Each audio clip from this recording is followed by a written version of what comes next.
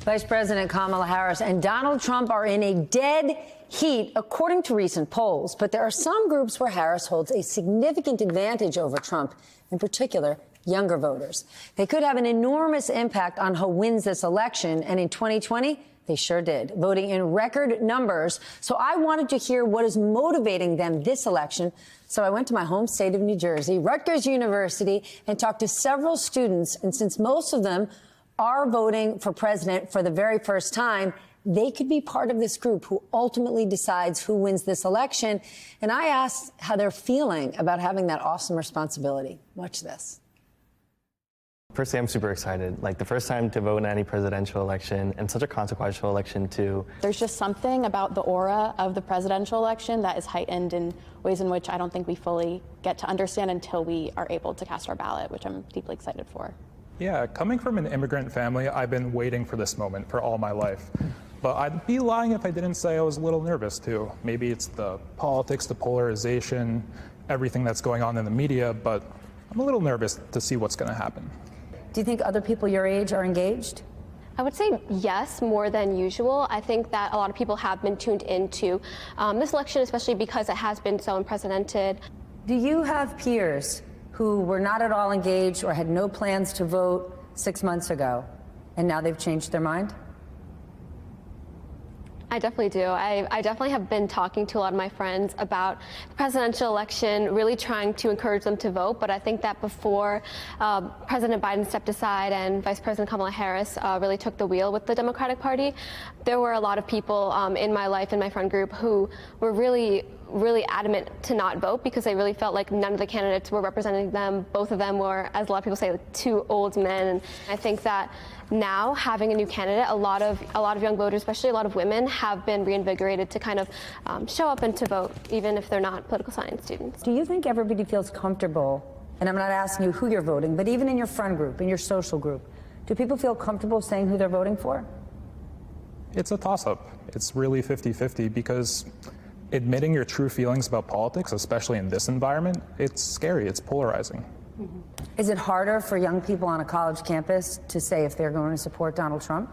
Oh, absolutely. I think especially in a place like New Jersey and Rutgers, where there are a lot of progressive people here, I think it can really be kind of scary to admit who you want to vote for, especially if it is for former President Donald Trump. I think there's a little bit of trepidation in what you say, and also in the new social media age where you know that in one instance anyone could be recording you and then that gets blasted online. So it's not only your fellow peers that you might be ostracizing, but it could be the whole world. I see both of you nodding. Yeah, I definitely agree. I think that on college campuses, there definitely is a danger of there being sort of an ideological echo chamber, and people who are more conservative might not feel comfortable at all voicing their opinions in class or even with their friends. I have seen that break up friendships, and I think that it definitely is a shame that we aren't able to have more political conversations, but I think it definitely does vary by region. What are your thoughts about the choices you have? I think earlier when I said I was nervous, this is why. I don't think either candidate really inspires a ton of confidence, for me at least. Why? Well, one, the former President Donald Trump just doesn't I don't judge him as a great leader, and I don't feel like Vice President Kamala Harris has a track record that really speaks for itself, especially compared to past elections. When you think about what qualities you look for in a leader, do you see those qualities in either candidate? Neither candidate is my first choice. I definitely do think that Kamala Harris embodies more of the leadership qualities that I want in a leader than former President Donald Trump. I think that there is a lot of harmful rhetoric that's going on the internet coming from his side, and I think that there isn't enough decorum from him as there is from Kamala Harris. I think oftentimes we've kind of made the race strictly about the person, and it's, an attack on one of the candidates' characters. And for me, as a voter, something that I'd like to see more coming from the candidates is having a policy race. Does the average voter take the time to learn about policy? I think I could be, but I think it just depends on how you phrase it. So when I'm talking to my friends, I'm not like, oh, well, what policy is most important to you? I think of them as a person first and a voter second. So I'm talking to them more as, you know, well, what's going on in your life? Like, what struggles are you having? What do you want to see differently? And then kind of that's how you can navigate towards a specific campaign or a candidate. What's the biggest issue driving you when it comes to vote? LGBTQ plus rights and trans rights, as well as reproductive rights.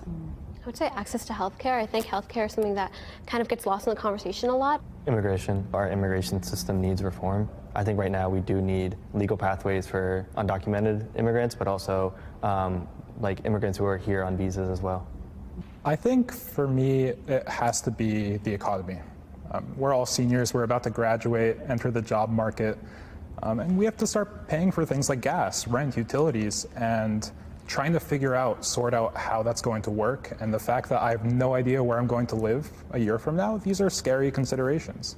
And so it's really important for me that I have a president that considers them. Are you and your classmates hearing from candidates? I think in terms of text messages or like anything like that, like direct communication with young people, I have not received anything. But I think on social media, that's where we see a lot more. So we'll see a lot of like ads from both the Trump and Harris campaign. But at least from what I see, it's more like asking for donations and like volunteer hours targeted for young people. But I haven't seen any sort of like communication trying to like say like, here are our policy initiatives or here are our goals. I think there really isn't as much focus on young people in New Jersey and in other states that aren't considered battleground states. And I think that that is definitely something that both candidates need to prioritize more because, again, youth don't really tend to vote in high numbers compared to other age groups. So I think it is really important not just to target battleground states, but to target young people across the country. What candidate or what campaign do you think is better at social media? Me? The Harris campaign, easily. Why? Over the summer, I mean, silly little things like the brat sort of like trend, that got so much attention for the Harris campaign. And like, having celebrities come out and start a trend online, it's really like astounding to see like how even something so small and so silly is able to like reel in all these different like young people. I think Vice President Harris's campaign has been incredible online. They have invested in getting Gen Z campaigners on their social media accounts. I think that has been very personable to us, and we're able to relate to it. Gets us excited. When you just want to be informed about the state of the race, about the two candidates and their platforms, where do you go? Where do you get that information?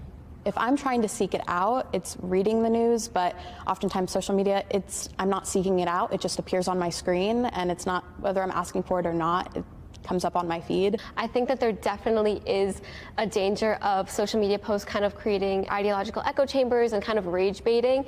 So I definitely do fall into those sometimes, seeing one-liners or very inflammatory things in social media and believing them. But I think that I have to take a step back during those times and realize that not everything on the internet is true and that I have to do my research first.